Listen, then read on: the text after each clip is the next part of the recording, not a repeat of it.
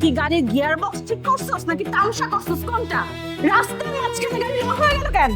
আমি তো ঠিকঠাক মতনই ঠিক করলাম, ঠিক করে তো আমি চালায়ও দেখলাম। Shut up! মুখে মুখে একদম তর্ক করবি না। তোদের মতো ফালতু মেকানিকদের জন্য আজকে আমার ইম্পর্টেন্ট মিটিংয়ে জয়েন করতে পারি নাই।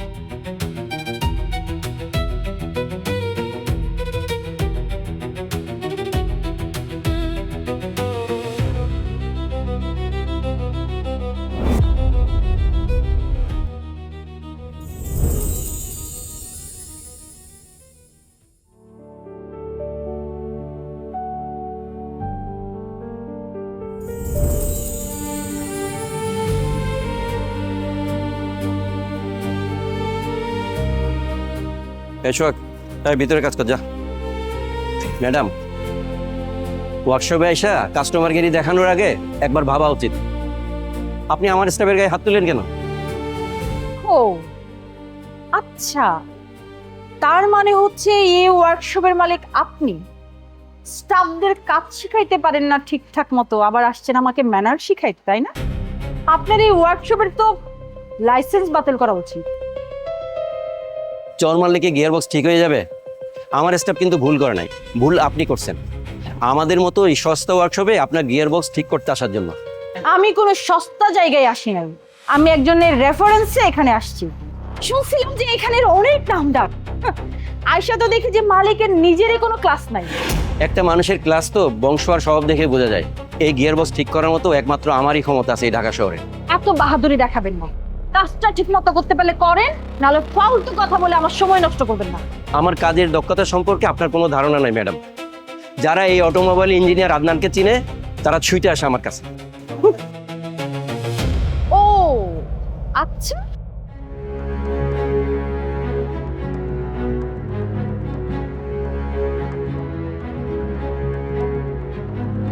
টাকা পয়সা নিয়ে আমার কোনো প্রবলেম নেই, ডাবল দেব, কিন্তু কাজটা যদি ঠিকঠাক মতো কমপ্লিট না হয় পুরো ওয়ার্কশপে না আমি তালা ঝুলিয়ে দেব। আপনার টাকার গরম আমার এই ওয়ার্কশপের বাইরে গিয়ে দেখান, তা নাহলে গিয়ার বক্স যেভাবে রাস্তায় নষ্ট হয়ে গেছিল ঠিক আবার নষ্ট হয়ে যাবে। এই যে মিস্টার, মেকানিকের মতো থাকেন, নিজের সীমার বাইরে কথা বলার চেষ্টাও করবেন না। সীমার বাইরে কে কথা বলে সেটা সময় বলে দেবে। বরং আপনি একটা কাজ করেন, এখানে বসেন, আর চা খাবেন না ঠান্ডা খাবেন কোনটা? আমি এখানে কিছু খাইতে আসি নাই, আমার এই দমবন্ধ পরিবেশে একটা মিনিটও থাকতে ইচ্ছে করছে না। দম বন্ধ করা নাকি অতীতটা সেটা একটু ভেবে দেখবেন ম্যাডাম। এই সোহাগ, এই যন্ত্রপাতি নিয়ে তো দেখি গাড়ি কি সমস্যা।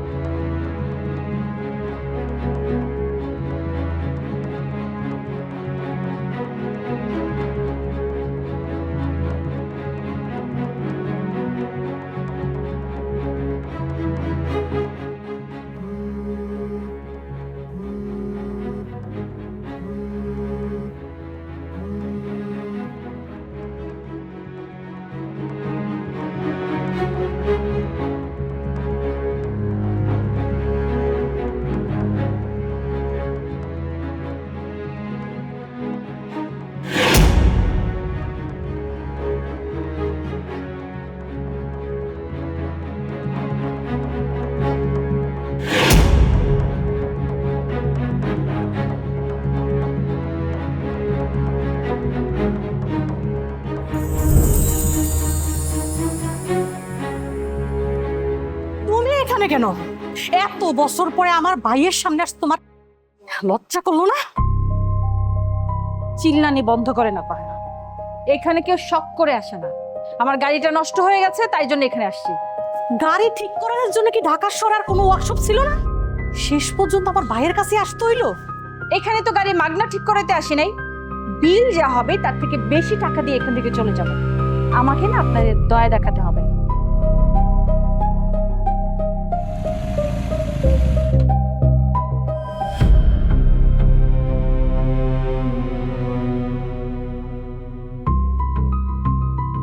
কি হয়েছে রামিসা? গাড়ির সমস্যা কি? সমস্যা তেমন কিছু না, সামান্য। সমস্যা তো আপনার চশমায়।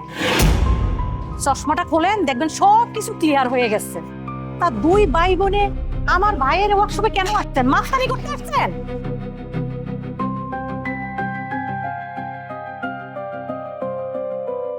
কত বছর পর তোমার সাথে আমার দেখা হইল, তাও আবার আমার বোনের গাড়ির মেকানিক হিসেবে। কপালটা কপালটা আসলে অনেক দূর। কপাল আমার ভাইয়ের না, গোল কপাল হইলো আপনার। মানুষের উপর তো অনেক অত্যাচার করছেন, এবার বন্ধ করেন। কপালটা যে গোল না সোজা সেটা সময় বলে দেবে মিয়া ভাই।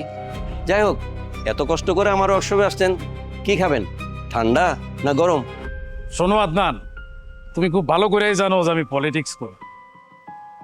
তোমার যেরকম আমি কাস্টমার এনে দিতে পারি, তোমার এই ওয়ার্কশপে তেমনি আমি সিলগালাও করে দিতে পারি।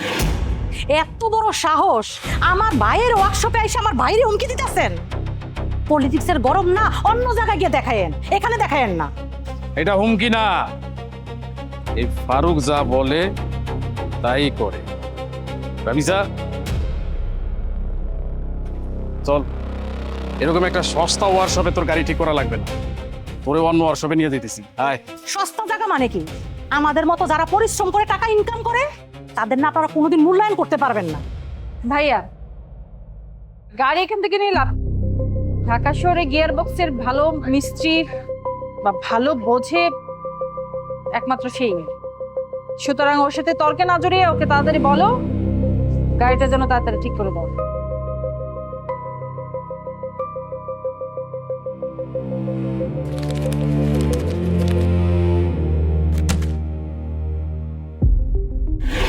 তুমি যা মজুরি পাও তার সে দ্বিগুণ আছে এইখানে। কাজটা তাড়াতাড়ি শেষ করো, যাও।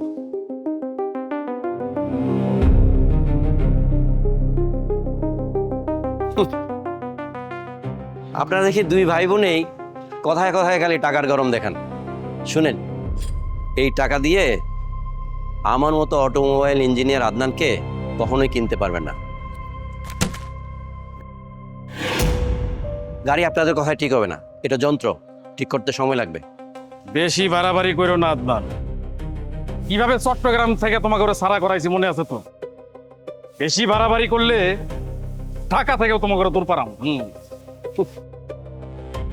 ভাইজান, আগের আদনান আর এখনকার আদনান এক না, সময় কিন্তু এখন বদলাই গেছে। আপনি পলিটিক্স করেন আর আমি পলিটিশিয়ানদের পাল। কথাটা মনে রাখ আর সাবধানে চলেন। আপনারা এখন আসতে পারেন। আপা, তুমি বাসা যাও, আমি গাড়ি ঠিক করে পরে বাসা আসছি।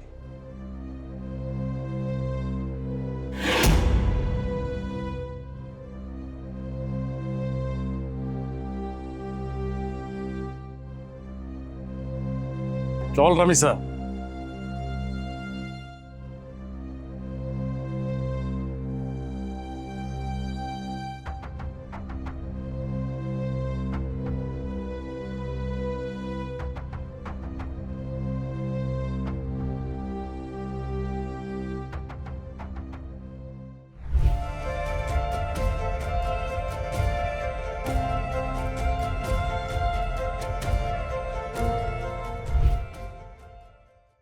আদনান, তোর এই কাজ শেষ হতে কতক্ষণ লাগবে? তোর সাথে আমার জরুরি কথা আছে।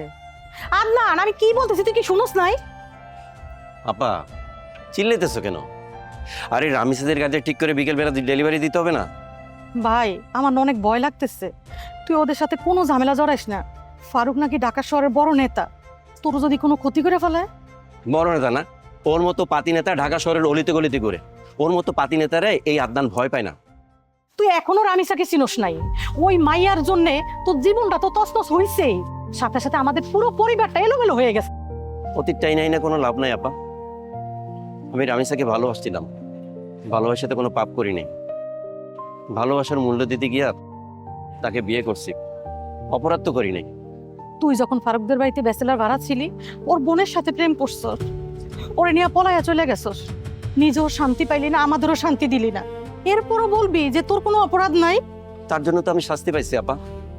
ফারুক আর ফারুকের মা মিলা ক্ষমতার জোরে আমারে শুধু চট্টগ্রাম না, এই দেশ ছাড়া করছিল।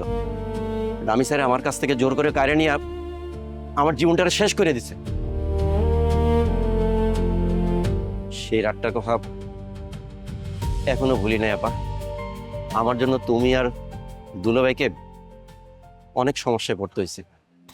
শুধু কি তোরে শেষ করছে, আমার কি শ্রুতি জানোস না? ওই সময় তোরে আর রামি স্যারে না পাইয়া ফারুক তার পার্টির পোলা পাইন দিয়া তোর দুলাভাইরে জান শেষ করে দেওয়ার হুমকি দিচ্ছে।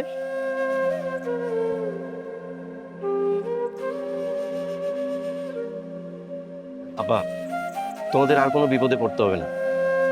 আমার জন্য তোমরা অনেক অপমান হয়েছো, অনেক কষ্ট করছো। আমাকে মাফ করে দাও আপা। আচ্ছা, আমি তোরে মাফ করবো না।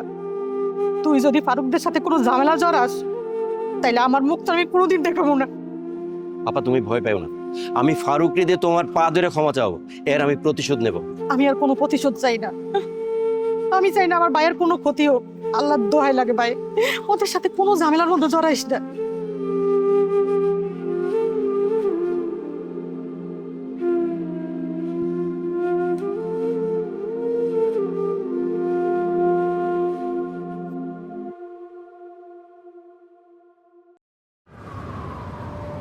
আমি তো তোমাকে ওয়ার্কশপে যেতে বলি নাই।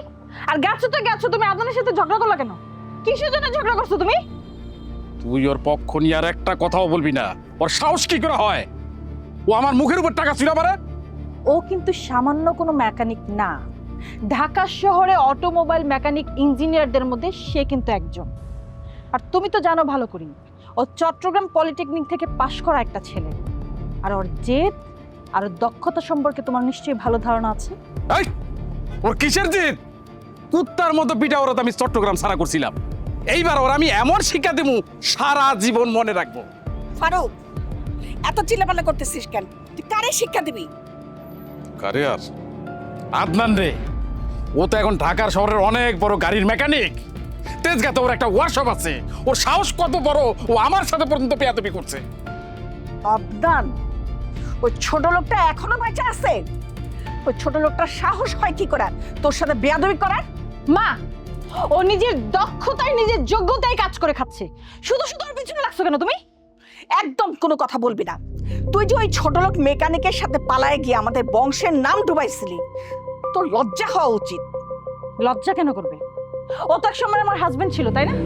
আমি তো আমার ভুলের শাস্তি এখনো পেয়ে যাচ্ছি মা। আমি তো অন্যায় কিছু করি নাই, ভালোবেসে শুধু বিয়ে করছিলাম। তোমরা তোমরা আমার জীবনটা নষ্ট করছো। চুপ, একদম চুপ। সেই সময় তোর মেকানিকের কাছ থেকে নিয়ে আইছিলাম বইলা তুই এখনো ভালো আছোস।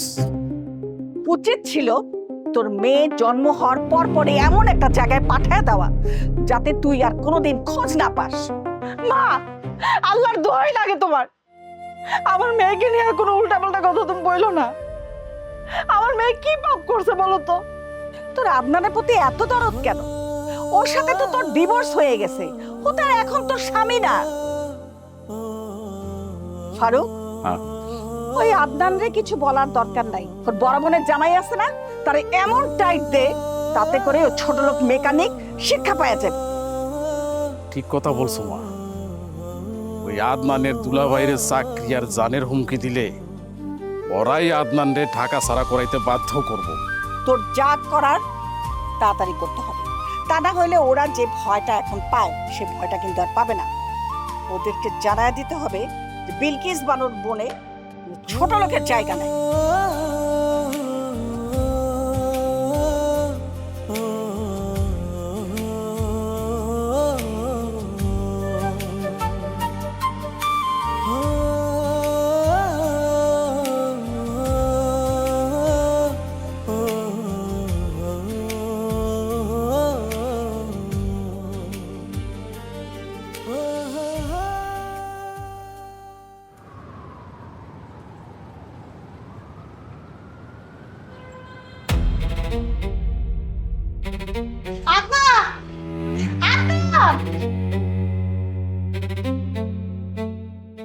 অমিত, ওটা দেখতো। আপা, দুলাভাইয়ের অবস্থা কেন? আরে তুই তোর বউয়ের বড় ভাইয়ের সাথে ঝগড়া করছো। ওই দেখ আমার মাইরা কি করছে, আমার অফিসে যায় সব তছনছ করে ফেলাইছে। আমার চাকরিটা মনে আর থাকবো না রে ভাই। দুলাভাই একটু শান্ত হন। আচ্ছা একটু আমাকে ক্লিয়ার করে বলেন তো কি হয়েছে ঘটনাটা? কি শান্ত হবো? পান্তার পাকুলা ফ্রেন্ড মিল্লা ওরে মাইক দূর করছে আর ওর বসে নাকি হুমকি দিছে ওরে যেন চাকরি থেকে বরখাস্ত করে দেয়। আদনান তোর কাছে হাত জোর করে কইতেছি তুই এই ঢাকা শহর ছেড়ে পলায় যা, আর নয়তো ওই ফারুক আমাদের বাঁচায় রাখবো না।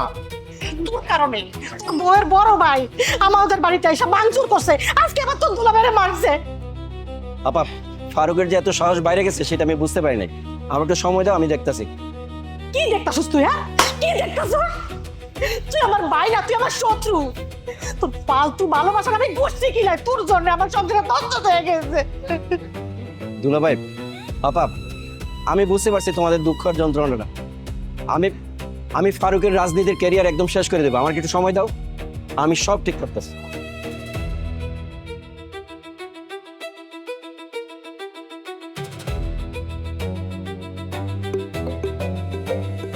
এই বন্ধু,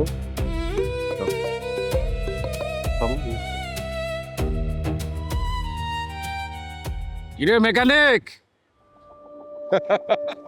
তোর দুলাভাই দোষটা পাইছস তো? বুঝতে পারছস আমার পাওয়ার? নাকি তোরে আরো বড় সাইজের ডোজ দিতে হইব? কত? জি লিডার, আপনার গিফট আমার খুব পছন্দ হয়েছে। তবে একটা জিনিস শুনে রাখেন, আপনার জন্য কিন্তু রিটার্ন গিফট আছে। তোর ফালতু কথা শোনার টাইম আমার নাই। আজকা রাইতের মধ্যে তুই ঢাকা ছেড়ে পালায়া যাবি। কালকে দিনের মধ্যে যদি আমি তো করে দেখি, তাইলে তোকে তিনজনের কি যে হইব সেটা একমাত্র উপরওয়ালাই জানে রে। ঠিক আছে, যা হবার হবে। তার আগে বলেন, আপনি কি আসলাম বাইরে চিনেন? কোন আসলাম বাইরে? ওই আসলাম বাইরে চিনা আমার লাভ কি? লাভ ক্ষতি কি হইব জানি না, তবে আসলাম ভাই হলো আমি যখন চিটাং পলিটেকনিকে পড়তাম সেই সময়কার আমার সিনিয়র ভাই। আর আমার যে জায়গায় ওয়ার্কশপটা, এই জায়গার মালিক কিন্তু আসলাম ভাই। আসলাম ভাই তোর সিনিয়র, তা আমার কি রে মেকানিক? এই বেটা, তোর মতো চুনোপুটির লেগে আসলাম ভাই আমারে ফোন দিব? হ্যাঁ, এটা ভাবলি কিভাবে? ফাপড় মারস? শুনেন, আপনি যে আসলাম ভাইয়ের নাম ভাঙায় আমার দুলাভাইয়ের অফিসে গিয়ে ভাঙচুর করছেন, দুলাভাইয়ের মারধর করছেন, এটা যদি আসলাম ভাই শুনে না, কোনোভাবেই মাইনা নিব না। কিন্তু আপনার রাজনীতির ক্যারিয়ার একেবারেই শেষ। এই বেটা চুপ, মুখ সামলায় কথা কও আদনান। তুই আসলাম ভাইয়ের নাম ভাঙে আমারে দামায় রাখতে পারবি না। এই যে ফারুক, ফারুক এই এলাকার মধ্যে রাজনীতি করে, নিজের দাপটে রাজনীতি করে বেটা, নিজের পাওয়ারে করে। শুনেন, আপনি যে কোন বাপের জোরে রাজনীতি করেন সেটা আসলাম ভাই আমি একটা ফোন করব তাতেই বোঝা যাবে। আপনার আমি সাফ বলে দিতেছি, আগামীকালের মধ্যে যদি আমার দুলাভাইয়ের পা ধরে ক্ষমা না চান, তাহলে কিন্তু আপনার খবর আছে। আদনান, তোরে আর তোর দুলাভাইরে যদি আমি না সাইজ করতে পারছি, আমার নাম ফারুক না, এটা কি আসলাম রে? কই যা যা বেটা হালার পো। দেখছো কেমন ফাদিল, ফোনটা কাইটা দিছে। আসলামের নাম শুনছে না? দেখো এবার।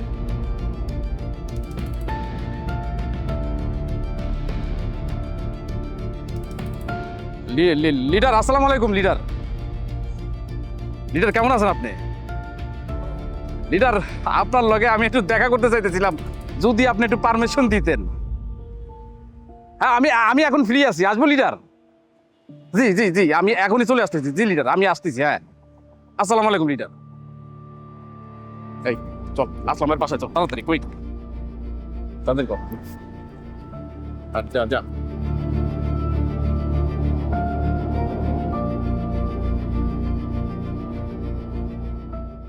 মা, মা কি মনে করছো? টাকার ক্ষমতা দিয়ে সবার মুখ বন্ধ করে রাখবা? আমার জীবনটা আর কত নষ্ট করো তোমরা? আর কত খাঁচায় বন্ধ করে রাখো আমাকে? খাঁচায় বন্দি না, তুই রাজপ্রাসাদে আসোস। ওই ছোটলোক মেকানিকের সাথে যখন পালায় গেছিলি, ওখান থেকে নিয়ে আইসা ভুল করছি। ওই ছোটলোক মেকানিকের সাথে বস্তিতে থাকাই উচিত ছিল। মা, ও ছোট লোক না, ও আমার স্বামী, ও আমার নিষ্পাপ বাচ্চার বাবা, যার ভবিষ্যৎ তোমরা নিজ হাতে অন্ধকারে ঠেলে দিছো। চুপ কর। ওই গাড়ির মেকানিক ছোট লোক যে তোর সন্তানের বাবা, এই খবর যেন এই বাড়ির বাইরে না যায়। আমার সন্তানের বাবাই জানে না তার একটা সন্তান আছে। মা, তোমরা কতটা নিষ্ঠুর! একজন বাবাকে জানতেই দিল না তার সন্তানের কথা। শোনো, তোমরা যে পাপ করতেছো না, সে পাপের ফল একদিন তোমাদের ভোগ করতেই হবে। পাপ পুণ্য আমি জানি না, শুধু জানি তোর কারণে যদি আদনান জানে যে তোর সন্তানের বাবা ওই ছোটলোক মেকানিক, তাহলে তোর খবর করে ছাড়বো। কথাটা মনে রাখিস। আমাকে জানাইতে হবে না। একটা কথা মনে রাখো মা, সত্য কখনোই গোপন থাকে না। আর আমার সন্তানের বাবা যেদিন জানতে পারবে এই ঘটনার কথা, সেদিন যে কি হবে না একমাত্র আল্লাহই জানে। এই বিলকিস বানরে কিছু করার ক্ষমতা ওই ছোট লোক মেকানিকের নাই। আর তুই আর ওই ছোট লোকের রক্ত, তোর সন্তান, তুই তো এখনো আমার দয়াতেই বাইচে আসোস। খবরদার বলে দিচ্ছি, আমার সন্তানকে ছোট লোকের রক্ত বলবা না। যদি আরেকবার এই কথাটা উচ্চারণ করো না, আমার থেকে খারাপ আর কেউ হতে পারবে না। আর কি বললা? তোমার এই বাসাতে আমি দয়া করে থাকতেছি? তোমরা তো তোমাদের জেদ, তোমাদের ক্ষোভ, তোমাদের লালসার কারণে আমাকে না আটকায় রাখছো। আমি এখানে নিজে থেকে থাকি নাই। শোনো, তোমাদের সব পাপের কথা না সব আমি জানাই দেবো আদনানকে, সব। তখন দেখবো তোমরা কি করো। কি বললি? তুই আদনানকে সব বলে দিবি? হ্যাঁ, তোর কারণে যদি আদনান সবকিছু জানতে পারে, তাহলে মনে রাখিস তোর মেয়ের এমন ব্যবস্থা করব তুই তার চেহারাও দেখতে পারবি না। কথাটা মনে থাকে যেন। মা, মা, কিরে, আসলাম ভাইয়ের সাথে দেখা করে আসলি? বলছিস ওই মেকানিক আপনারে দুলা ভাইরে ঢাকা ছাড়ার ব্যবস্থা করতে? মা, সর্বনাশ হয়ে গেছে, সর্বনাশ হয়ে গেছে। আসলাম ভাইয়ের সাথে দেখা করতে গিয়ে আমি আমি নিজে বাঘের খাঁচার মধ্যে পড়ে গেছিলাম। বাঘের খাঁচার ভিতরে কি রে? হ্যাঁ, আসলাম ভাই আমাদের কাছের মানুষ। তুই বলস নাই আদনান আমাদের শত্রু? বলার সুযোগ হয় নাই মা। আসলাম ভাই বলছে আদনান চট্টগ্রাম পলিটেকনিক্যালে পড়ার সময় ওনার জানের টুকরো ভাই ছিল, ওনার খুব প্রিয়। দেখলে তো মা, আদনান কিন্তু আসলাম ভাইকে এখনো কিচ্ছু জানায় নাই। আর তাতেই তোমার ছেলের অবস্থা এতটাই খারাপ হয়ে গেছে। তো কি হয়েছে? আরে আসলাম ভাইরে বলে নাই, তাতে কি হয়েছে? আরে এই যে তুই তুই ওই আদনানের ভয়ে তার দুলা ভাইয়ের কাছে মাথা নত করবি গিয়া? মাথা নত না মা, এটা রাজনৈতিক চাপ। আসলাম ভাই জানার আগেই আদনানের দুলাবের সাথে আমি ঝামেলাটা মিটে আসতে চাই। তুই বিলকিস বানুর ছেলে হইয়া ওই আদনানের ভয়ে ওর দুলা ভাইয়ের কাছে মাপ চাইতে যাবি? এখানে মাপ চাওয়ার কিছু নাই মা, শুধুমাত্র নেতার সম্মানেই আমি মেকানিকের দুলাভাইয়ের কাছে মাথা নত করতেছি। আর আদনানের হিসাবটা হবে পরে।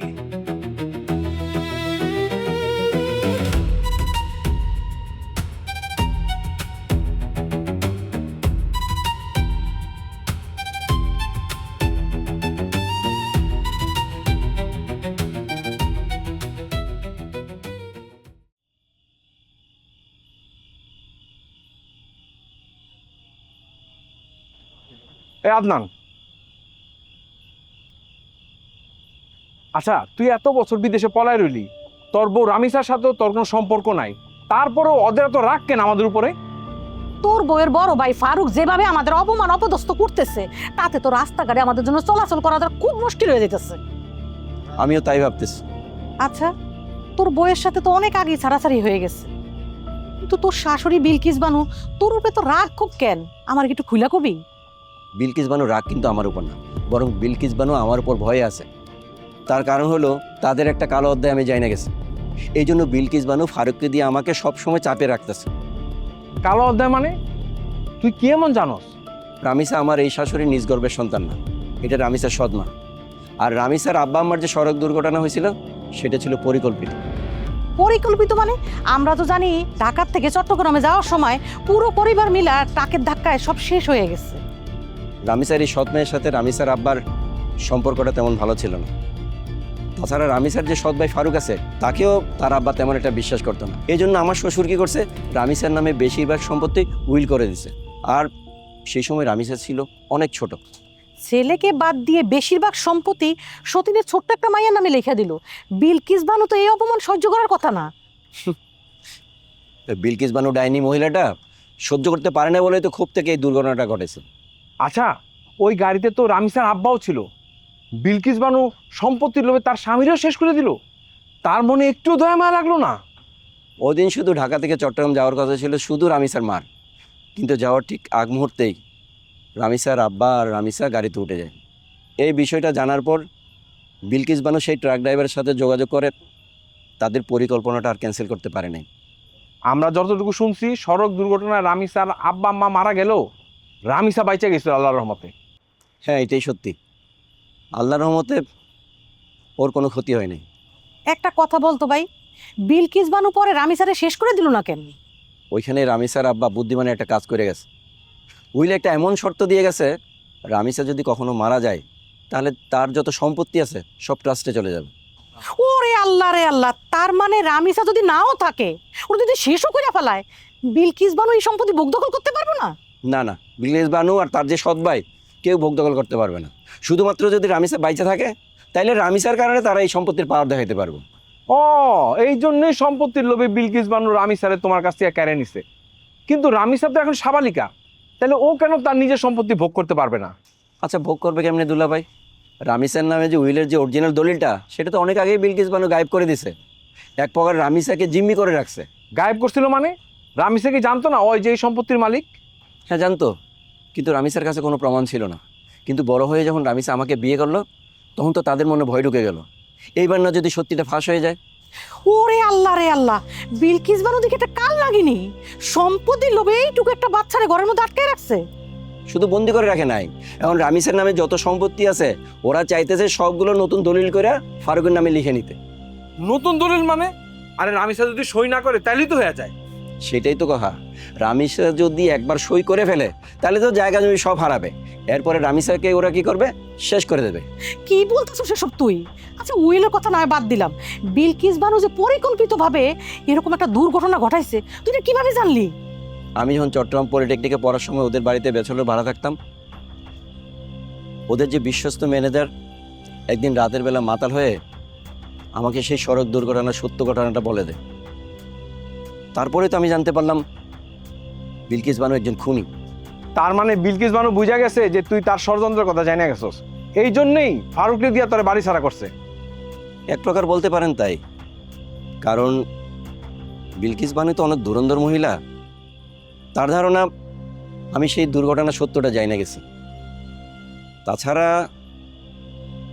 রামিসা যদি তাদের কাছ থেকে দূরে সরে যায় তাহলে তো এসব কোটি কোটি টাকার সম্পত্তি তারা ভোগ দখল করতে পারবে না।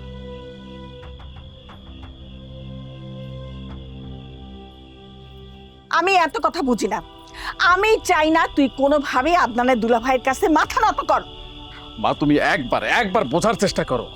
আসলাম ভাইয়ের কাছে যদি আমি একবার কালার হয়ে যাই তাহলে আমার রাজনীতি শেষ হয়ে যাবে, ধ্বংস হয়ে যাবে। তাই ওদের কাছে আমার ক্ষমা চাওয়া উচিত।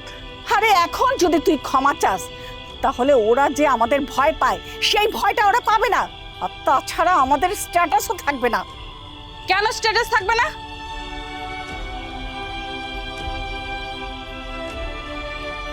ভুল করেছো তোমরা। ভাইয়া তার নিজের ভুল বুঝতে পেরে আমার হাজবেন্ডের দুলাভাইয়ের কাছে ক্ষমা চাচ্ছে, তাতে সমস্যাটা কোথায়? তুই এখানে আসছিস কেন? আমাদের কথার মাঝখানে তুই সাহস পাস থেকে কথা বলার? এটা সম্পূর্ণ আমাদের ব্যাপার। না, এটা শুধু তোমাদের ব্যাপার না। তোমরা আদনান এবং তার পরিবারের সাথে ক্ষমতার জন্য যা যা অন্যায় করতেছো আমি কিন্তু সব দেখতেছি। বাহ, আদনানের জন্য তোর ভালোবাসা উতলায় পড়তেছে না? ও তো এখন তোর স্বামী না, তোদের তো তালাক হয়ে গেছে। তালাক হয়েছে তাই কি হয়েছে? সে তো একটা সময় আমার হাজবেন্ড ছিল নাকি? তাই জন্য এই না যে আমি একজন মানুষ হিসাবে আমার চোখের সামনে একটা মানুষের উপর দিনের পর দিন অত্যাচার করবে আর সেটা আমি মাইনে নেব। মানুষ হিসাবে কি আমার কোনো মনুষ্যত্ব জ্ঞান নাই? একদম কথা বলবি না, ও তোর অতীত। আমার ভাইয়ের ছেলে ফারহানের সাথে তোকে বিয়ের কথা বারবার করে বলতেছি, তুই বিয়ে করতেছিস না কেন? ফারহানকেই তোর বিয়ে করতে হবে। তোমার ভাইয়ের ছেলেকে বিয়ে করবো কোন দুঃখে? ও তো নিজে একটা আসামি, ও নিজের হাতে তার বউকে মারছে। শোনো, তোমাদের কাছে হাত জোর করে অনুরোধ করতেছি, দয়া করে আমার জীবনটা নিয়ে আর সিনেমিনে গেলো না তোমরা। রামিসা, মুখে মুখে তর্ক করবি না। ফারহানের কোনো বাচ্চা কাচ্চা নাই, আর ফারহানের সাথে বিয়ে হইলে তুই রাজরানী হয়ে থাকবি। রাজরানী হওয়ার কোনো শখ আমার নাই ভাইয়া, দয়া করে তুমি ভাইয়ের সাথে সুর মিলাইও না। তোমার কাছে হাত জোর করে অনুরোধ করতেছি ভাই, তুমি বড় ভাই হয়ে তোমার ছোট বোনের জীবনটা এভাবে নষ্ট করতে বললো না ভাইয়া। চুপ থাক, মুখে মুখে তর্ক করা শিখে গেছিস না? আমাদের কথা যদি না শুনোস তাহলে তুই হারে হারে টের পাবি তোর দশা কি হয়। ক্ষমতার জোরে আর টাকার লোভে তোমরা নষ্ট হয়ে গেছো। তোমরা আমার সাথে যে অন্যায় করতেছো, যে অত্যাচার করতেছো, মনে রাখো উপরওয়ালা একজন আছে, তিনি তোমাদের ঠিকই বিচার করবে। উপরওয়ালা আমাদের কি দিবে সেটা নিয়ে আমার কোনো চিন্তা নাই। ফারহানের সাথে তোর বিয়ে হবে, এটাই আমার শেষ কথা। আমি তোর আর কোনো কথা শুনতে চাই না। মা, কথা শুনো ভাই, আমার কথাটা শুনো। আমার জীবনটা এভাবে শেষ করে দিও না তোমরা। আমার বাচ্চা জীবন এমন নষ্ট করে দিও না।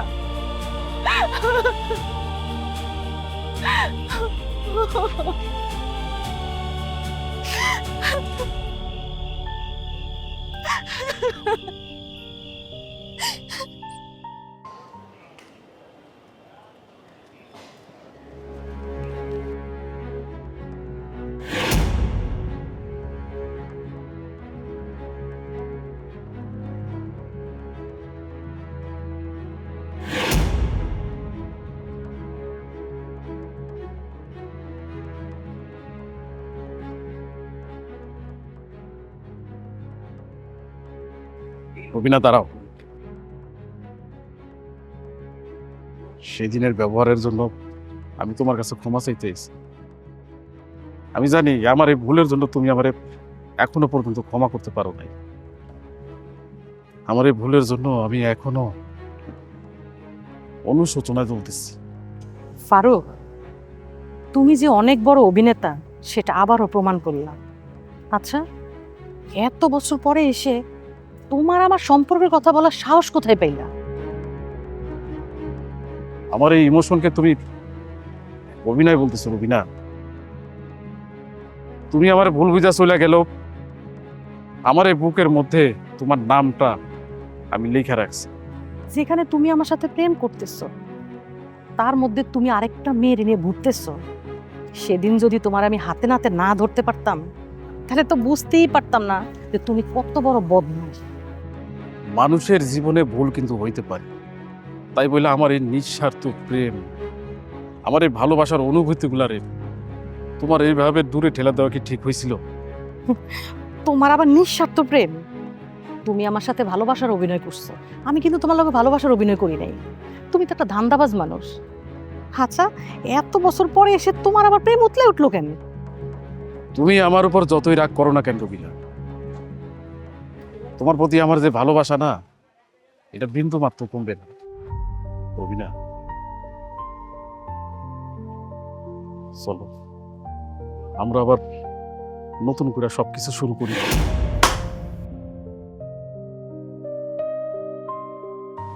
তুমি আমার এইভাবে চর মারলা, আমার মতো নেতারের রাস্তায় এইভাবে চর মারিয়া তুমি কি কামটা ঠিক করলা? অবশ্যই ঠিক করছি। তোমার মতো বন্ড নেতাদের কারণে না আসল নেতারা মানুষের কাছে মূল্যায়ন পায় না। আচ্ছা, এত বছর পরে এসে আমার সাথে প্রেমের অভিনয় করে আমারে অপবাদ দেওয়ার চেষ্টা করতেছো। তুমি কি ভাবছো আমি বুঝি না?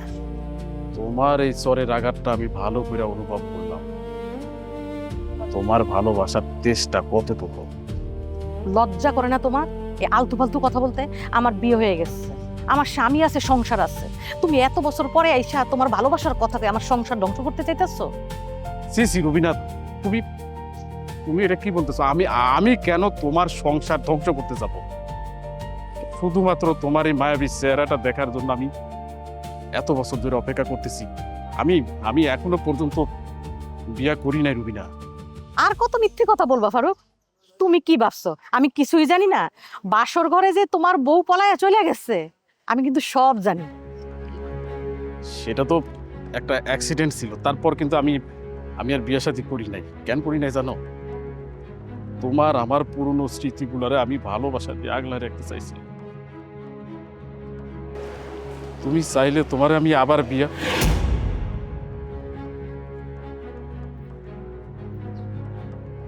কি ব্যাপার ফারুক, আপনার সাহস তো কম না? আপনি আমার বউরে আটকে রাখছেন কেন? সাহসের দেখছিস কি? সময় হইলে টের পাবে। কি কিছু বললেন?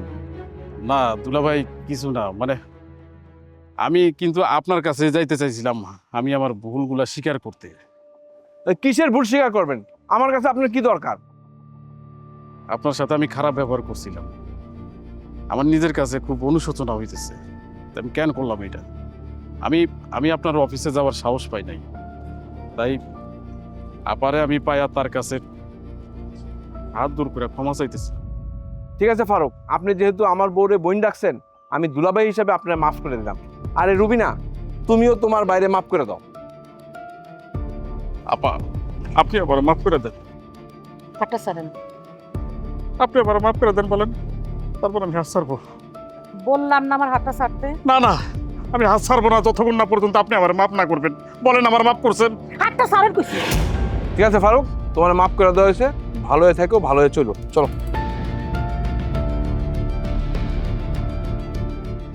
রবিনা, কাজটা কিন্তু তুই ঠিক করস নাই। তুই আমার গালে সর মারছিস, এর শাস্তি তোরে পাইতেই হইব। তোর এই অহংকার আমি মাটির সাথে মিশাই দেবো, কথাটা মনে রাখিস।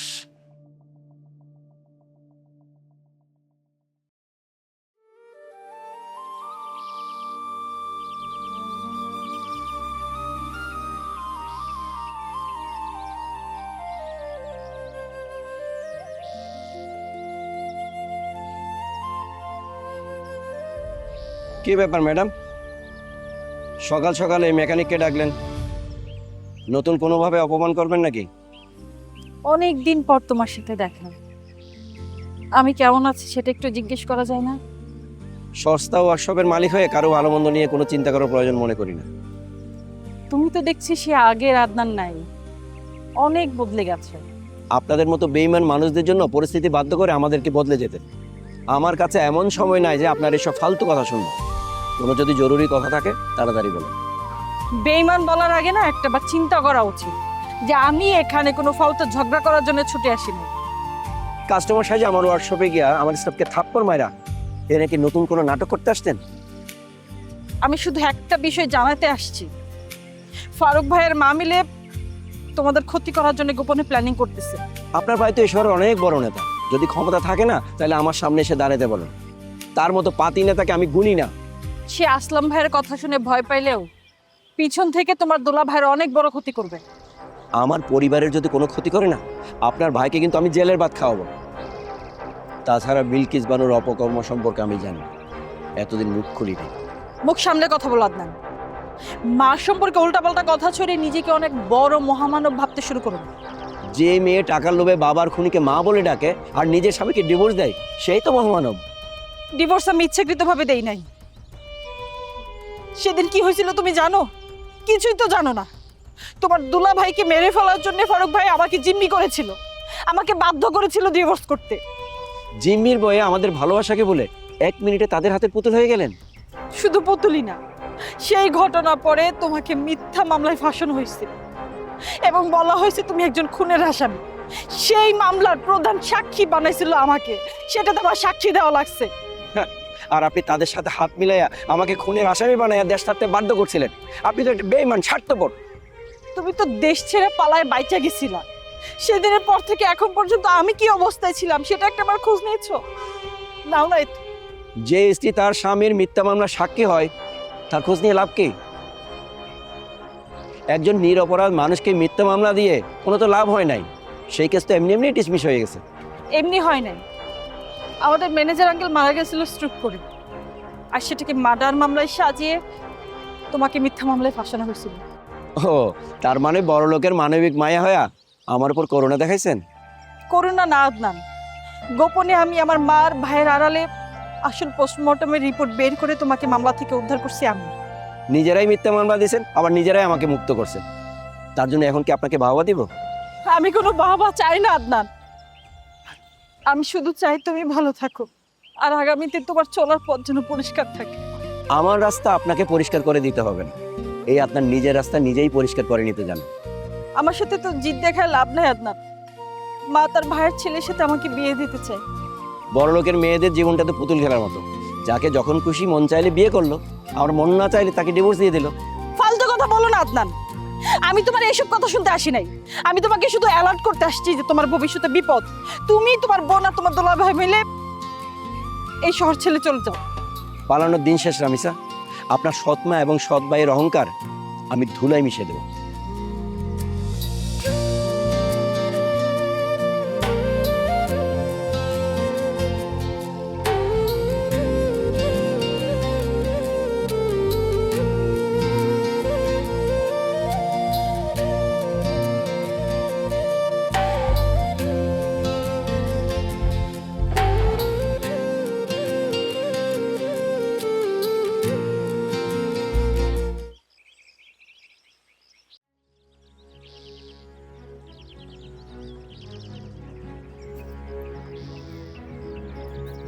কিরে বলছে কিছু?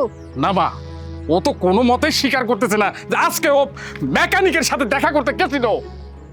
দেখ, একদম আমার কাছে মিথ্যা কথা বলবি না, তাহলে কিন্তু আমার ভয়াবহ রূপ দেখবি। তুই কি সত্যি সত্যি তোর আগের স্বামীর সাথে দেখা করতে গেছিলি? না মা, আমি আমার বান্ধবীর বাসায় গেছিলাম, একটু জোর দরকার ছিল। আর শোনো, পিছনে না ফোর্স লাগানো বন্ধ করো। বান্ধবীর বাসায় গেছিলি না কোথায় গেছিলি সেইটা আমি ভালো করে জানি। আমার পোলা পাইন তোকে দুইজন একসাথে ডাকছে। তোমার পোলাপন অন্য কাউকে দেখে হয়তো বা আমাকে মনে করছে। আর শোনো, একটা কথা বলি, যে স্বামীর সাথে আমার ডিভোর্স হয়ে গেছে তার সাথে শুধু শুধু কেন দেখা করতে যাবো আমি? একদম মিথ্যা কথা বলবি না, বুঝছস? নইলে তোর এমন দশা করবো সারা জীবন পস্তাবি। মা, হাতটা ছাড়ো, ছাড়ো বলতেছি, আমি সত্যি দেখা করতে চাই নাই। ব্যথা পাইতেছি তো। আগামী কালকের মধ্যেই দলিলে স্বাক্ষর কইরা এই বাড়ির সয় সম্পত্তি যা আছে সব আমার নামে লিখে দিবি। এত বছর যাবত তোমরা দুইজন মিলে আমার উপর শারীরিক মানসিক নির্যাতন করে তোমাদের মন ধরে না। আমার স্বামীর সাথে ডিভোর্স পর্যন্ত করাইলা। আর কবে বলবো তোমাদের মন? তোর বিয়ে আমার দরকার নাই। তোর কারণে আমার স্বামী আমার ছেলেকে কম সম্পত্তি দিয়ে ঠকাইছে, তারপর আবার তুই তোর আগের স্বামীর সাথে দেখা করতে গেছস। মা, তুমি আমার নিজের মা হলে তুমি আমার জীবনটা এভাবে নষ্ট করতে পারতে। আজকে তুমি আমার সন্তান হলে আমার সম্পত্তির লোভে তুমি আমার জীবনটা ধ্বংস করে দিলা। মা, আমরা যা করতেছি তা তোর ভালোর জন্যই করতেছি, আর এখন যা করব সেটা তোর ভালোর জন্যই করব। ফারহানকেই তোর বিয়ে করতে হবে, এটাই আমার শেষ কথা। ওই আসামিকে বিয়ে করার থেকে না দুনিয়া থেকে চলে যাওয়া ভালো। আমি ওকে জীবনে বিয়ে করব না।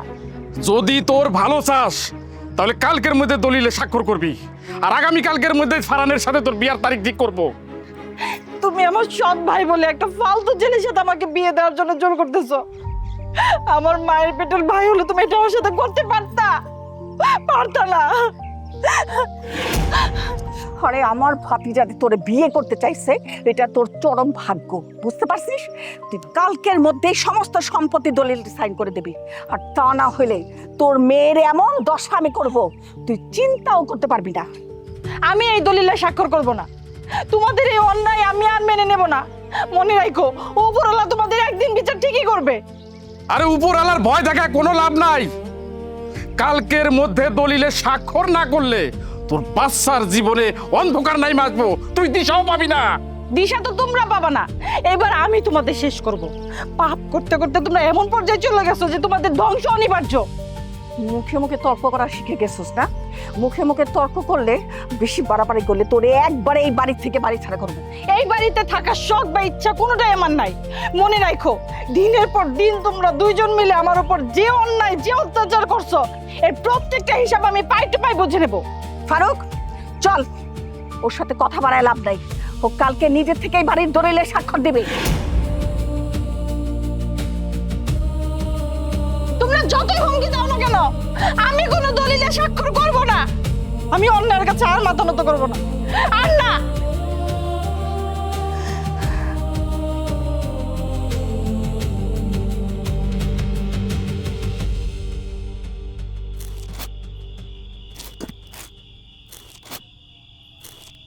বাহ, বলতেই চলে আসছো। জানো, কতদিন পরে যে দুজনে ছাদে এসে দাঁড়ালাম। আচ্ছা, আমাদের বিয়ের প্রথম দিকের কথা তোমার মনে আছে? সেই চট্টগ্রামে পাহাড়ের উপরে ছোট্ট একটা ঘর, সেখানে ছাদের উপরে আমরা কত সময় কাটিয়েছি। আচ্ছা, আমি খালি কথা বলে গেলাম, তুমি খালি হু হু বলতেছো। তুমি কি বোবা হয়ে গেলে? একটা রোমান্টিক কথা তুমি বলতে পারো না?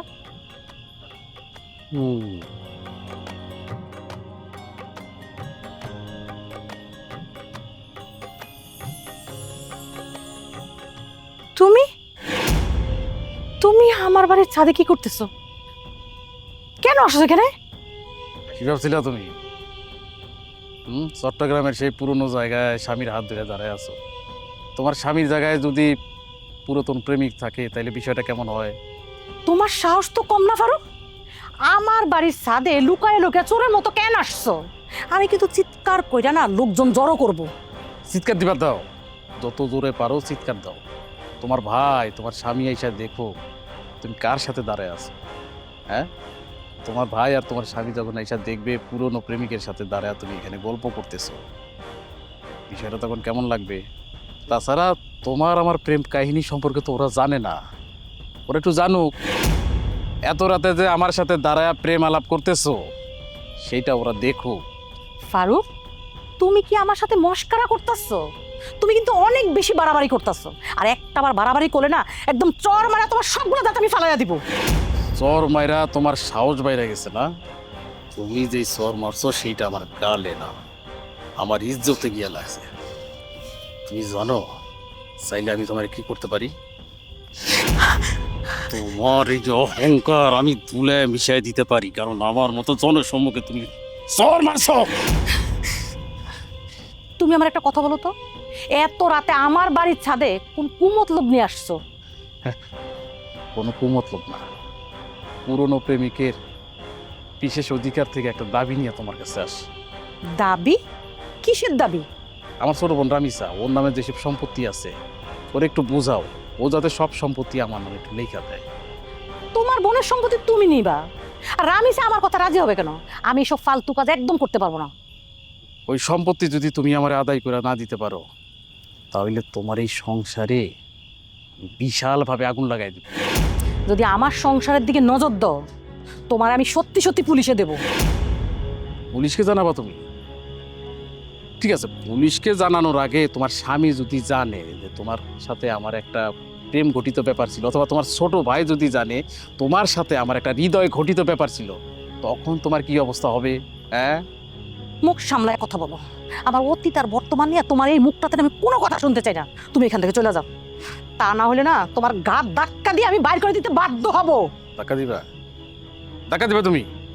দাও, আরে আর জোরে ধাক্কা দাও। প্রেমিকা হইয়া প্রেমিকরে ধাক্কা দিতেছো, এটা লেখা ভালোবাসার বইয়ের প্রকাশ। দাও দাও, জোরে ধাক্কা দাও। দাও, রুবিনা, তুমি আরে দাও। কোথায়? রুবিনা, তুমি কি ছাদে আসছো নাকি? চুপ করো, তুমি চুপ করো, জোরে কথা বলো না। আমার স্বামী চলে আসছে, আমার সর্বনাশ করো না। তুমি এখান থেকে চলে যাও, ওই যে সিঁড়ির কাছে একটা পানির ট্যাঙ্কি আছে, ওখানে চলে যাও। তোমার স্বামী আসুক, আইসা ছাদের উপর দেখুক যে তুমি তোমার পুরনো প্রেমিকের সাথে ছাদের উপর দাঁড়ায় রোমান্টিক আলোচনা করতেছো। আল্লাহ দোয়াই লাগে, তুমি এতে চলে যাও। আমার সংসারটা ধ্বংস করে দিও না, আল্লাহ দোয়াই লাগে, এতে যাও প্লিজ, এতে চলে যাও। আমার স্বামী এসে বললে আমার সর্বনাশ হয়ে যাবো, তুমি এতে চলে যাও।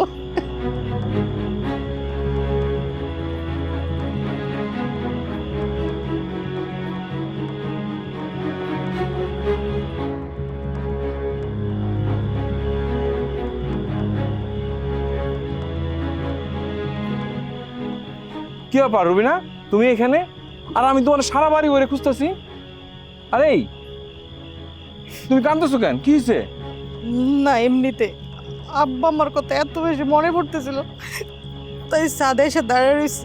আহারে থাক থাক, আর ইয়া করতে পারো, চলো চলো চলো বাসায় চলো, তোমার অনেকক্ষণ ধরে আমি খুঁজতেছি। চলো। শোনো, এই কাজটা এইভাবে করেন, ভিতরে ঢুকে ওটা টাইট দাও। টাইট দিলে দেখবে যে অটোমেটিকলি এটা হচ্ছে ওপেন হয়ে যাবে ওই জায়গাটাই। ঠিক আছে, যাও করো। হ্যালো, আপনি আমাকে ফোন করছেন কেন? শুনেন, আপনার সাথে ফালতু কথা বলার না আমার কোনো সময় নেই, রাখি ফোনটা। আদান আদান আদান, প্লিজ আমার কথাটা শোনো, লাইনটা কাটো না, তোমার সাথে খুবই জরুরি কথা আছে। আপনার নতুন কোনো তামাশা দেখার আমার সময় নেই, কাজের মধ্যে কোনো ডিস্টার্ব করবেন না। আল্লাহর দোহাই লাগে আদনান, তুমি লাইনটা কাটো না, তোমার সামনে খুবই বিপদ, তোমার সাথে দেখা করাটা খুবই জরুরি।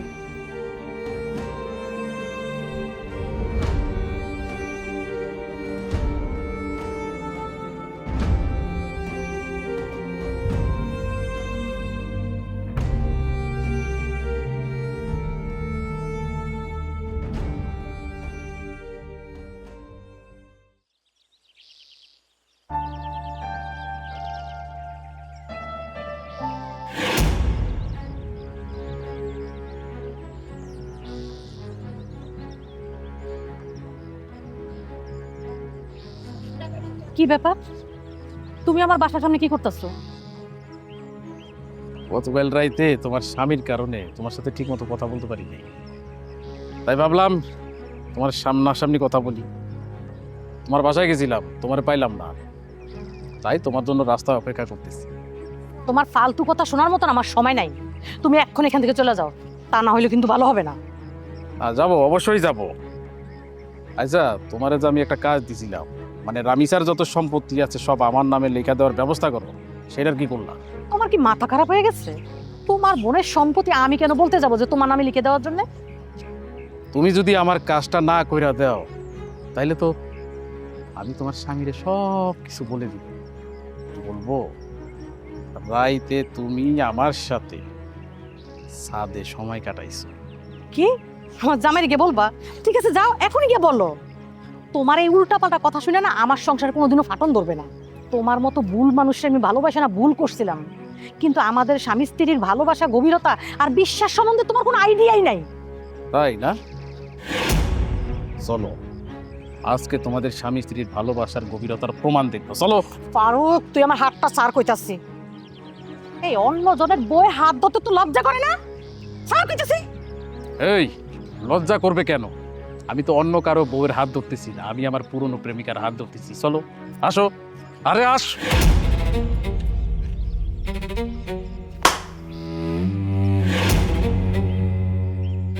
এই ফাজিল বেটা, তুই কার সাথে এমন করতেছিস? তোর জানোস তোর সাহস তো কম না? আপনার তো সাহস কম না? আমার মতো নেতার গালে আপনি চোর মারছেন। ফারুক, তুই আমার কিছুই করতে পারবি না। তুই কি মনে করছস তোর মতো এই টাউট নাটার ভন্ডামি আমি বুঝি না? ডাউট মানে? আপনার বউ গোপনে রাতে যে আমার সাথে দেখা করছিল সেটা আপনি জানেন? আর রাখ, আমার বউ তোর সাথে দেখা করে নাই গোপনে। তুই আসছস গোপনে আমার বউর সাথে দেখা করতে। পরে রুবিনা রাতের বেলা সবকিছু আমার খুলে বলছে। মানে আপনার বউ যা যা বলছে সবই আপনি বিশ্বাস করছেন? হ্যাঁ, তুই যে ওরে ভালোবাসার অভিনয় করে ওর সাথে চিটিং করছস আর রাতের বেলা এসে যে ওরে ব্ল্যাকমেল করার চেষ্টা করছস, সবই সে আমারে বলছে। রবিনা, তোমার আমার পুরনো প্রেমের কাহিনী সব তোমার স্বামীর বলে দিছো। তোর মতো বন্ধরে আমি খুব ভালো করেছি। আমি আমার স্বামীর কাছে সত্যটা লুকাইতে যাব কেন? ও, তুই মনে করছিলি মিথ্যা গল্প বানায়া আমগো স্বামী স্ত্রীর মধ্যে সম্পর্ক ভাঙ্গা দিবি না? বুঝতে পারছি আপনাদের স্বামী স্ত্রীর মধ্যে জটিল প্রেম এবং অগাধ ভালোবাসা আছে, তবে আমার মতো ফারুক চৌধুরীর গালে যে আপনি থাপ্পড় মারছেন এর খেসারত আপনার দিতে হইব। এই, তুই 1 মিনিট আমার চোখের সামনে দাঁড়াবি না। তুই এখান থেকে চলে যা, যা।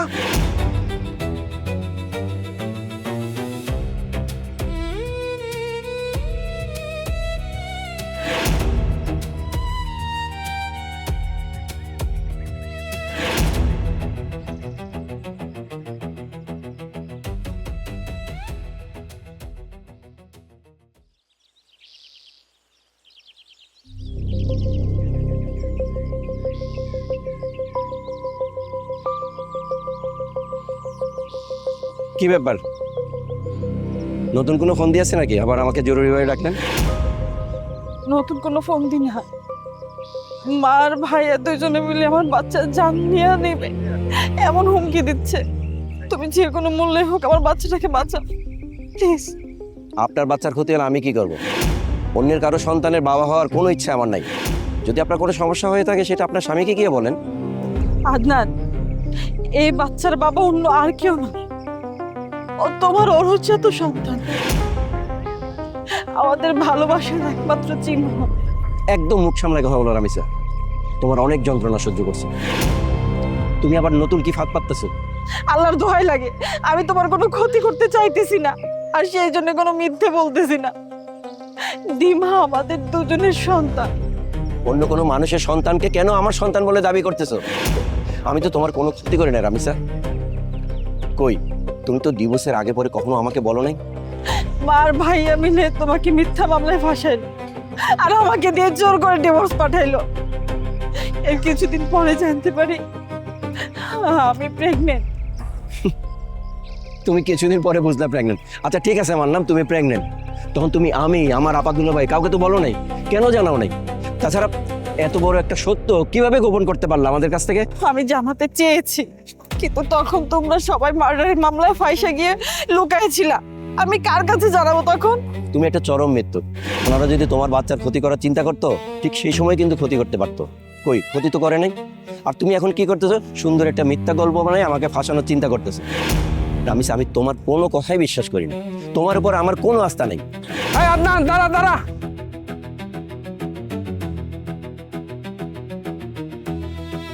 আরে এই রামিসা তো মিথ্যা কথা বলে নাই। আপনারা এখানে কিভাবে আসলেন? তাছাড়া এই বাটপার মহিলার কথা কেন বিশ্বাস করতেছেন? আমরা তো আর আপারে পিজি হাসপাতাল ডাক্তার দেখাইতে নিয়ে গেছিলাম। দুলাভাই হাসপাতালে গেছেন ভালো কথা, তার সাথে এই ছলনাময়ী মহিলার বাচ্চার সম্পর্কটা কি? ওইখানে আমাদের চট্টগ্রামের ডাক্তার ওই যে শফিক সাহেব, ওনার সাথে দেখা। আরে উনি তো কিছুদিন আগে ট্রান্সফার হয়ে ঢাকা চলে আসছে। সে গোপনে আমাদের অনেক খুঁজছিল। আজকে আড়ালে নিয়ে এমন একটা অদ্ভুত কথা জিজ্ঞেস করলো, বলল রামিসা যখন প্রেগনেন্ট অবস্থা ওনার কাছে ভর্তি হয়েছিল তখন নাকি বিলকিস বানু ডাক্তার শফিককে হুমকি দিয়া গর্ভপাত করাইতে চাইছিল, কিন্তু ডাক্তার শফিক চালাকি করে না বাচ্চাটারে বাঁচাইয়া দেয়। আচ্ছা আপা, ডাক্তার শফিক বাচ্চাটাকে বাঁচাই দিয়েছে ভালো কথা, তাহলে সে এতদিন আমাদের কাউকে জানায়নি কেন? আরে সে জানাবো কিভাবে? সে তো আমাদেরকে অনেক খুঁজছিল, কিন্তু ওই যে মামলার ব্যাপারে তখন তো আমরা পলাতক ছিলাম, আর তার কাছে তো আমাদের মোবাইল নাম্বার বা ঠিকানা কিছুই ছিল না। বিলকিস বানুর ভয়ে সে এতদিন মুখ খুলতে পারে নাই, আমাদের বলার জন্য সে অনেক ছটফট করছিল। আজকে যখন আমাদের দেখা বাচ্চাটার কথা জিজ্ঞেস করলো তখনই বুঝতে পারলাম যে বিলকিস বানু কতটা জঘন্য পাপ করছে। তার মানে রামিসা, তুমি এত বছর ধরে আমার জন্য অনেক দুঃখ কষ্ট সহ্য করছো। আমি তোমাকে ভুল বুঝে কথা কথা বললাম, তুমি আমাকে ক্ষমা করে দাও। তুমি কেন ক্ষমা চাই? যা ভুল করার তো আমি করছি, যা অন্যায় করার আমি করছি, তোমার মিথ্যে মামলার সাক্ষী হয়েছি, আরো কত কিছু করছি। আন্না, আন্না, তুমি আমাকে ক্ষমা করে দাও।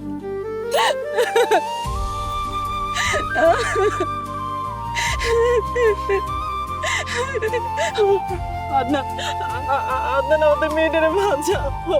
আমার সৎ মা সৎ ভাই মিলে ওরে মেরে ফেলবে। আন্না, ওরে মেরে ফেলবে। রামিসা, তুমি কোনো চিন্তা করো না, আমার কাছে এমন একটা এভিডেন্স আছে যেটা দিয়ে আমি তোমার সৎ মা এবং সৎ ভাইকে আইনের কাঠগড়ায় দাঁড় করাতে পারবো। কোন এভিডেন্সের কথা বলতেছস? আমার কেসটা ডিসমিস হয়ে যাওয়ার পর আমি যখন বিদেশ থেকে আসলাম, একদিন হঠাৎ করে সেই ম্যানেজার আঙ্কেলের বউর সাথে রাস্তায় দেখা। উনি আমাকে সেই ট্রাক ড্রাইভারের ভিডিও জবানবন্দি এবং উইলের কপিটা দেয়। আমি এরকম একটা সঠিক সময়ের অপেক্ষায় ছিলাম। খুনিদের সব প্রমাণ তোর কাছে আছে? হ্যাঁ আপা, পুরো এভিডেন্স এখন আমার হাতে।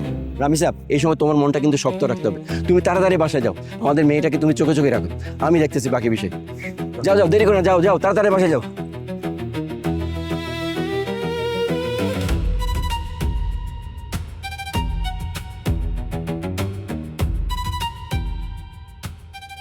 জি জি জি জি, আসসালামু আলাইকুম আসলাম ভাই।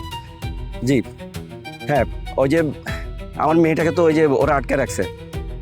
হ্যাঁ, আমার বউয়ের যে যত সম্পত্তি আছে সব কিছু ওরা হচ্ছে ওর, হ্যাঁ ওর সৎমা আর ওই যে আমাকে আপনাকে বলছিলাম না, ওরা ইয়ে করতে যাচ্ছে। হ্যাঁ, তো এখন হচ্ছে আমাকে একটা হেল্প করতে হবে, আমাকে একটু ওই যে থানায় ফোন করে দিলে পুলিশ পাঠিয়ে দিতে হবে। প্লিজ এক্ষুনি। জি জি, আসসালামু আলাইকুম। এই আপাদুর ভাই, চলো।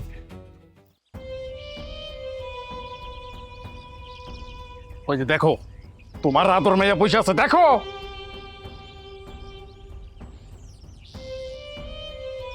তাই তো বলি, নিচে প্রত্যেকটা ঘরে খোঁজাখুঁজি করার পর তার দেখা যাইতেছে না, আর এইখানে ছাদের মধ্যে একলা একলা আইসা কোন মতলব বলতেছিস? হ্যাঁ, এই তুই কি ভাবছিস?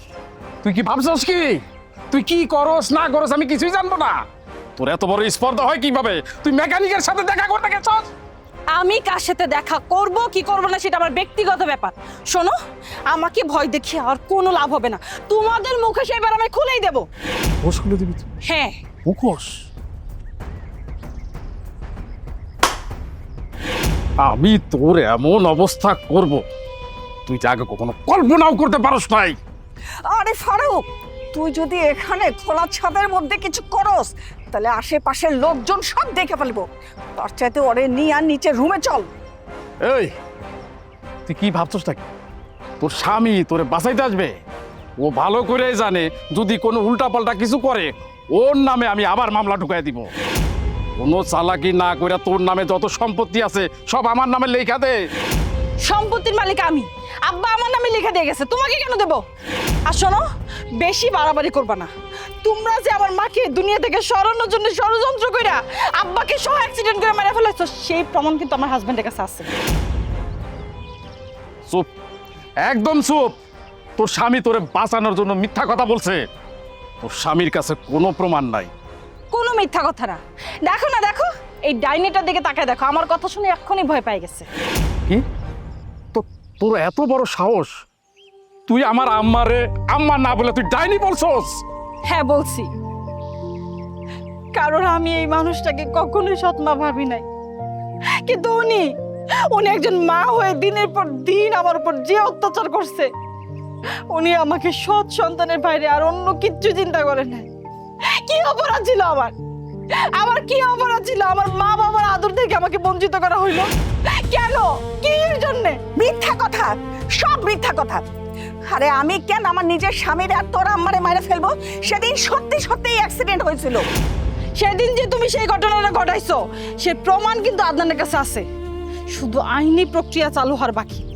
তোমরা কেউ রেহাই পাবা না, তোমাদের শাস্তি পাইতেই হইব।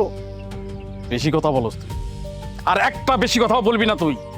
যদি বেশি কথা বলস, তোর মেয়ের অবস্থা আমি এমন করব যা তুই কল্পনাও করতে পারবি না। ভাইয়া, আল্লাহর দোহাই লাগে, আমার মেয়ের নিয়ে কোনো উল্টা পাল্টা কথা তুমি বইলো না। ও তো ছোট মানুষ, ওর কে দোষ বলো? গলার আওয়াজ বন্ধ কর। আমি এখন নিচে যাব, নিচে গিয়া তোর মেয়ের আমি উপরে উঠে নিয়ে আসবো। আমি এক্ষুনি ছাদ থেকে ফালাইয়া দিব। ভাইয়া ভাইয়া ভাইয়া, তোমার দুটো পায়ে পড়ে ভাইয়া, তুমি আমার মেয়ের কোনো ক্ষতি করো না। আমার মেয়ের যদি কোনো ক্ষতি হয়, তোমরা কেউ কিন্তু রেহাই পাবা না। কথা বলছি না মা, ও মা, মা মা তোমার ছেলেকে বোঝাও মা, আমার মেয়ের জন্য কোনো ক্ষতি না করে। আমার মেয়ের জন্য কোনো ক্ষতি হয়, তোমরা কিন্তু কেউ বাঁচতে পারবে না। এত বড় সাহস, তুই এখনো মুখে মুখ তর্ক করিস? হ্যাঁ, এখনো তুই হুমকি দামকি দিয়ে যাস? সব সম্পত্তি কালকের মধ্যে ফারুকের নামে লিখে দিবি, বুঝতে পারছিস? মা শোনো, আমার সাথে এই অন্যায় তোমরা করো না, আমার কথাটা শোনো মা।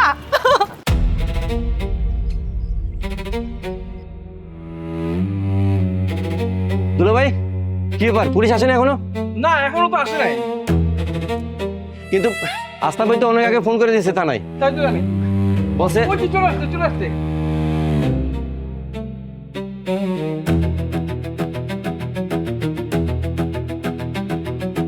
আদনান সাহেবকে? জি জি আমি। ভিকটিমের আসামি কোথায়? ওটা তো উপরে। আপনার জি। সর্বনাশ হয়ে গেছে।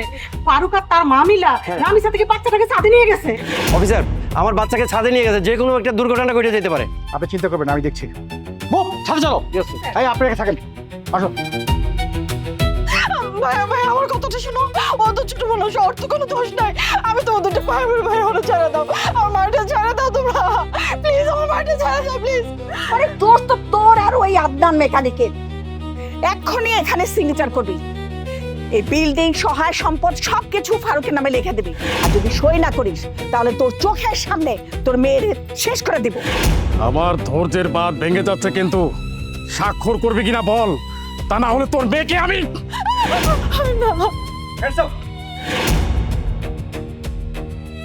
দেখেন, বাচ্চাটাকে ছেড়ে দিন, না হলে আমরা গুলি চালাতে বাধ্য করব। এক্ষুনি বাচ্চাটাকে ছেড়ে দিন। খবরদার অফিসার, এক পা সামনে আসবেন না, পেছান বলছি, তা না হলে বাচ্চার অবস্থা খারাপ হয়ে যাবে বলছি। আমি আবারও বলছি, একটি নিষ্পাপ বাচ্চার সাথে এরকম আচরণ করা খুবই অন্যায়। বাচ্চাটাকে এখনই ছেড়ে দিন।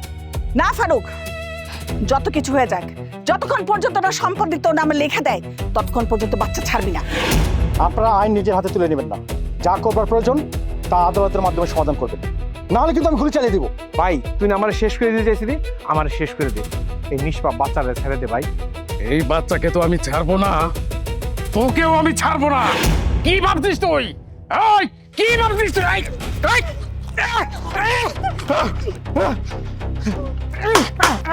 এই! তোকে এটা আমার দুলাভাইয়ের সাথে যে বেয়াদবি করছিস, এটা শাস্তি। ভাই, অ্যারেস্ট দেম। আদনান, তোরা সব ছোট লোক, আমি তোদের দেখে নিব। চুপ কর বিলকিস বানু, ছোট লোক বইলা সারাটা জীবন আমাদের তুচ্ছ তাচ্ছিল্য করছ। এখন দেখ সততার কাছে তোর অহংকার কিভাবে ধ্বংস হয়ে গেল। এই, আসামিদের নিয়ে চলো, আসো।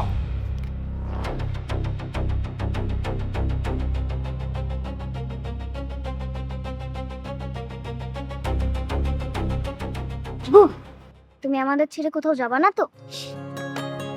না মামনি, তোমাদের ছেড়ে আর কোথাও যাব না। এখন আমরা একসাথে থাকবো।